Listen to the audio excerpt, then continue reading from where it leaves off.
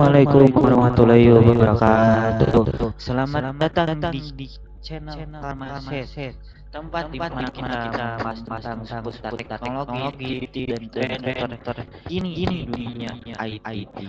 Mulai dari tutorial atau ulasan gadget dan hingga penjelasan hingga solusi praktis untuk masalah IT sehari-hari. Semua ada di sini. Jangan lupa untuk like dan subscribe, nyalakan lonceng notifikasi agar kamu gak ketinggalan konten terbaru dari saya.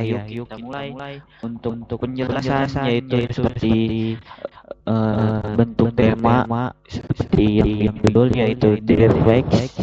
Ya, kita mulai aja penjelasannya ya. Oke, kita mulai. Nah, deepfake itu realitas baru tentang ancaman dan perjuangan melawannya. Jadi teknologi deepfake itu tidak lagi terbatas pada hiburan atau perbuatan konten digital. Ini telah menjadi alat yang ampuh di tangan para penipuan yang menggunakan video dan suara palsu untuk menipu orang dan mencuri data. Dalam penjelasan hari ini kita akan memahami cara kerja algoritma modern, mengapa deepfake itu begitu sulit dideteksi, dan teknologi apa yang membantu melawan ancaman tersebut. Nah, kita bahas ya mengenai deepfake. Apa itu deepfake dan bagaimana perkembangannya? Nah, deepfake itu adalah teknologi berdasarkan algoritma kecerdasan buatan yang kemungkinan perbuatan gambar atau video dan rekaman audio palsu. Intinya dari teknologi ini adalah menggunakan jaringan saraf dalam untuk mengganti wajah, suara, atau bahkan ekspresi wajah seseorang dengan data orang lain itu, sehingga menciptakan ilusi keasliannya. Nah, deepfake itu awalnya muncul di komunitas ilmiah sebagai alat untuk mengembangkan dan menguji algoritma pembelajaran dalam. Nah, eksperimen pertama dengan teknologi tersebut dimulai pada awal tahun 2010-an ya. Ketika para ilmuwan mulai menggunakan jaringan, permusuhan generatif untuk membuat gambar yang realistis ya. Prinsip operasi deepfake itu didasarkan pada penggunaan jaringan permusuhan generatif. Metode ini yang melibatkan dua jaringan saraf. Yang satu yaitu yang pertama yaitu generator, membuat konten palsu itu, dan yang lainnya itu yaitu diskriminator, mencoba menentukan apakah konten tersebut asli atau palsu.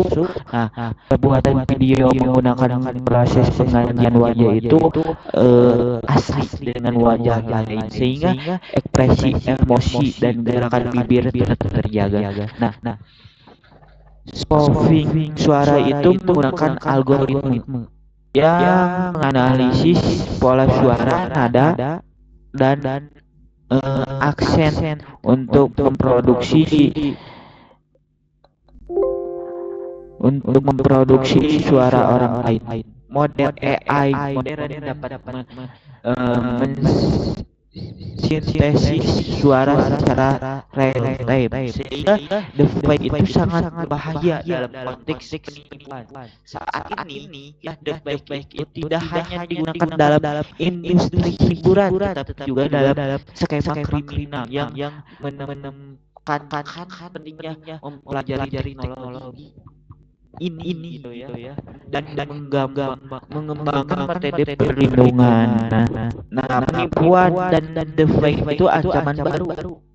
Nah, penipuan dan deepfake itu ancaman yang ancam baru gitu. Dengan perkembangannya teknologi, deepfake itu alat yang semakin ampuh dalam gudang senjata. para penipuan kemampuan memalsukan video dan audio secara real time membuka cakrawala baru bagi skema kriminal, menjadikan lebih meyakinkan dan sulit dideteksi. Nah, salah satu contohnya paling terkenal dari penggunaan deepfake itu dalam kejahatan adalah penipuan suara, penipuan meniru suara eksekutif perusahaan dan menentukan transfer jumlah besar uang melalui panggilan telepon.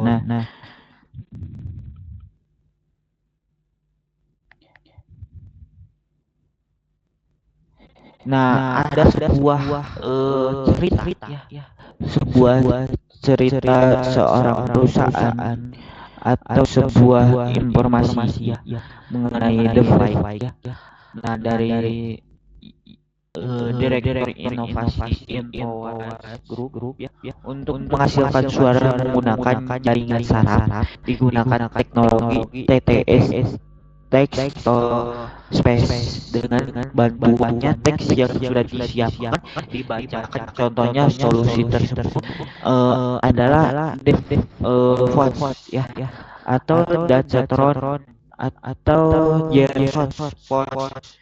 Nah, teknologi ini dapat menciptakan suara seseorang yang palsu melalui pembelajaran transfer. Setiap solusi itu memerlukan jumlah materi audio awal yang berbeda. Untuk latihan deepfake watch itu rata-rata lebih dari 1 jam pidato murni. Cloning suara Gerson itu dapat menampilkan hasil penyalinan suara dan bagian yang lebih pendek mulai dari 30 detik. Nah, opsi yang termudah bagi penyerang adalah yaitu merekam pesan suara menggunakan deepfake.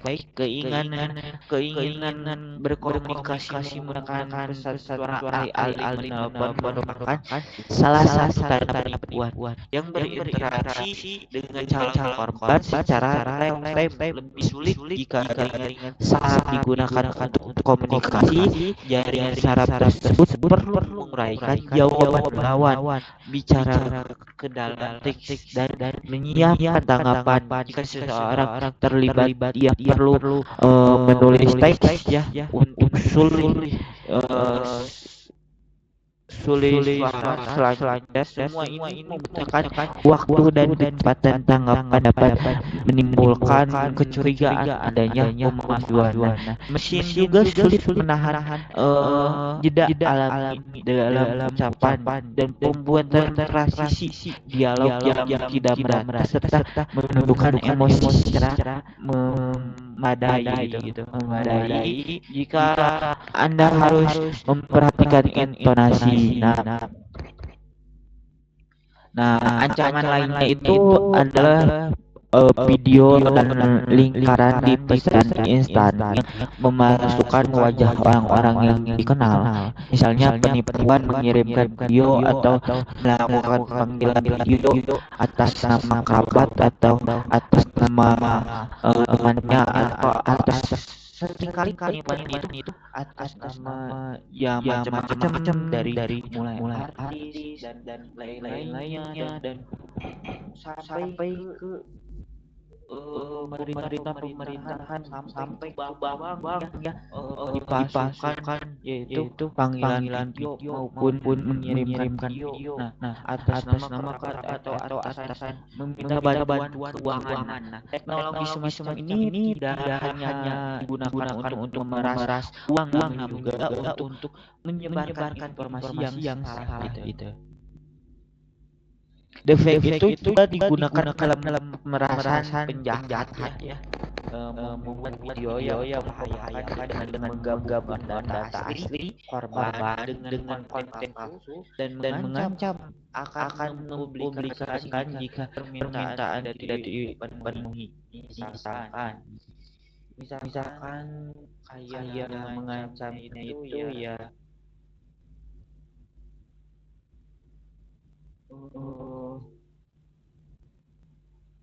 ya ya ancaman kayak gitu.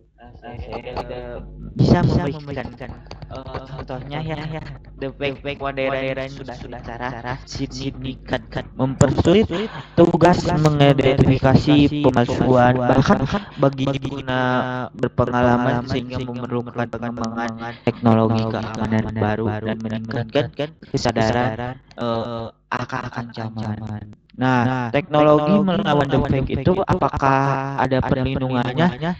Nah, dengan tersebarnya yaitu deepfake ya, terdapat kebutuhan untuk mengembangkan teknologi yang efektif untuk mengenali deepfake. Alat-alat modern sudah mampu menganalisis materi audio dan video untuk mencari keberadaan palsu meskipun masih jauh dari ideal. Salah satunya pendekatan untuk mengidentifikasinya itu deepfake itu adalah algoritma untuk menganalisis detail mikro video. Misalnya, mereka dapat mendeteksi konsistennya dalam bayangan atau artefak di tepi objek atau perilaku otot wajah yang tidak realistis gitu ya. Beberapa teknologi menganalisis pergerakan mata atau kecepatan kedipan karena teknologi palsu seringkali tidak menyampaikan nuansa nuansa ini gitu ya. Nah, dalam audio deepfake itu mereka mencari penyimpangan frekuensi suara atau bahkan intonasi gitu ya yang mencurigakan algoritma dapat mengidentifikasi sidik jari kita. Nah, harusnya yang ditinggalkan oleh generator suara itu dan membandingkan dengan rekaman aslinya. Nah, perusahaan teknologi besar sedang mengembangkan solusi deteksi deepfake mereka sendiri. Misalnya Microsoft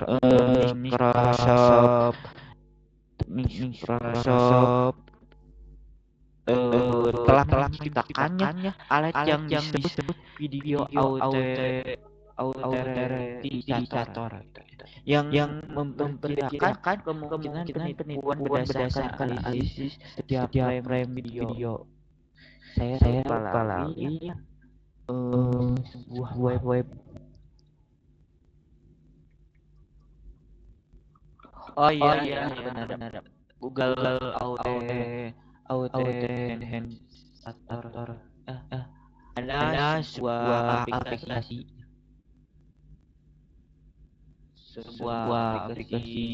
Microsoft ya.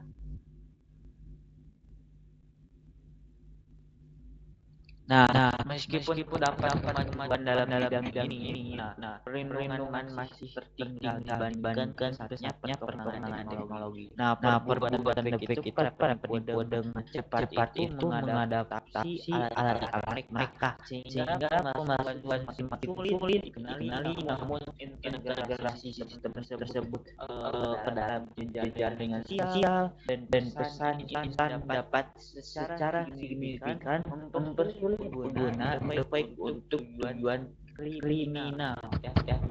Nah, selanjutnya itu penyerangan dan kemampuan. Nah, penyerangan kemampuannya itu para penipu saat ini itu menunjukkan penipuan 2024 dan 2025 itu saat itu menunjukkan kemahiran yang tinggi dalam penggunaan fake ya, dan mengadaptasi teknologi baru dengan kecepatan ya mengesahkan dengan meningkatnya ketersediaan alat berbuat palsu seperti algoritma deepfake ya, dan cloning suara. Penyerangan telah meningkatkan kualitas dan realisme pemalsuan mereka secara signifikan. Sekarang ada AI yang bentuknya itu bisa mirip dengan wajah kita, dengan suara kita. Nah, itu bisa menjadi sarang penipuan sekarang itu ya gitu. Nah, memakai AI deepfake ya. Nah, deepfake itu secara aktif digunakan untuk membuat pesan suara dan video yang dapat dipercaya, misalnya penipuan dapat meniru suara atasan dengan memberikan instruksi palsu kepada karyawan membuat video kerabat, membuat video kerabat yang meminta bantuan keuangan mendesak, atau bahkan mereka grup sosial atas nama wali kota misalkan, atau pemerintah, atau kepada misalkan karyawan bawahan presiden. Hal ini sangat efektif terutama ketika pemahaman dibuat secara real time sehingga membuatnya semakin meyakinkan gitu.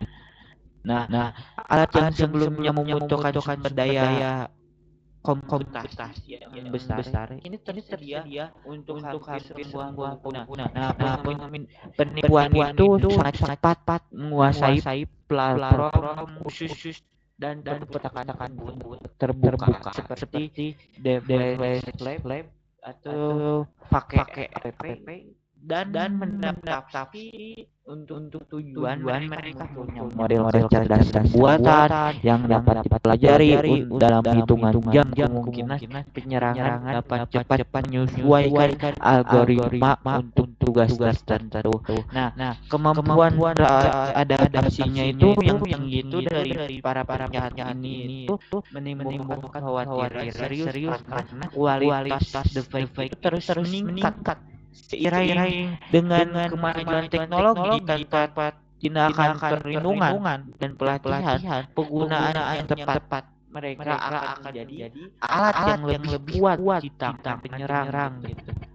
Nah, masa depan deepfake itu tantangan dan solusinya itu teknologi deepfake itu terus berkembang pesat, menghadirkan peluang besar sekaligus ancaman serius di masa depan. Algoritma pembuatan video dan audio akan menjadi lebih akurat, cepat dan mudah diakses seperti sekarang itu ya seperti AI ya. Hal ini itu mengarah pada terciptanya kepalsuan yang hampir mustahil dibedakan dari kenyataan dengan kata telanjang. Nah, pada saat yang sama, pengembangan pembelajaran mesin dapat membuka jalan bagi jenis serangan baru di mana deepfake akan digunakan secara real time dan sepenuhnya meniru ucapan dan perilaku manusia. Untuk perlindungan dari ancaman semacam ini itu penting untuk memahami tidak hanya teknologinya namun juga kerentanan. Nah, kewaspadaan pribadi tetap menjadi kuncinya. Pemeriksaan sumber, pemeriksaan ulang fakta dan menghindari berbagai informasi. Nah, sensitifnya itu melalui saluran yang tidak terpercaya. Penting juga untuk meminimalkan jumlah informasi pribadi yang dipublikasikan secara online karena foto, video, dan rekaman audio seringkali menjadi dasar pembuatan konten palsu. Nah, pemerintah dan dunia usaha, pemerintah Indonesia dan dunia usaha sudah mulai memainkan peran penting dalam memerangi deepfake di tingkat legislatif. Langkah-langkah diambil untuk mengatur penggunaan teknologi AI. Pemerintah dan dunia usaha itu udah mengatur penggunaan teknologi AI-nya. Sementara perusahaan besar sedang mengembangkan alat untuk mengenali produk palsu secara otomatis, misalnya algoritma untuk menganalisis metadata, melacak jejak pengedit digital dan menggunakan teknologi blockchain untuk memverifikasikan keaslian konten. Ada solusi yang semakin populer. Namun perjuangan global melawan deepfake itu memerlukan upaya semua pihak, perusahaan teknologi, lembaga penegak hukum, dan masyarakat sipil hanya pendekatan terkoordinasi yang dapat secara efektif mengatasi tantangan baru yang ditimbulkan oleh era konten palsu gitu. Terima kasih sudah menonton video kali ini, penjelasan kali ini. Kalau kamu merasa video ini bermanfaat, jangan lupa klik tombol like dan subscribe dan share ke teman-temanmu. Kalau ada pertanyaan atau ide topik yang ingin dibahas, tulis di kolom komentar ya. Jangan sampai jangan sampai jumpa di video selanjutnya. Assalamualaikum warahmatullahi wabarakatuh.